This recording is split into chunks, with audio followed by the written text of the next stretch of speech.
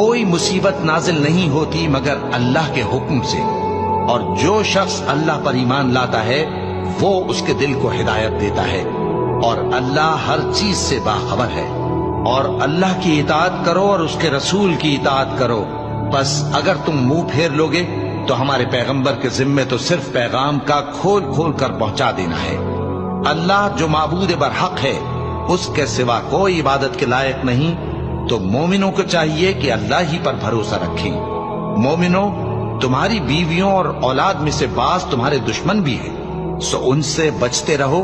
اور اگر معاف کر دو اور درگزر کرو اور بخش دو تو اللہ بھی بخشنے والا ہے، مہربان ہے۔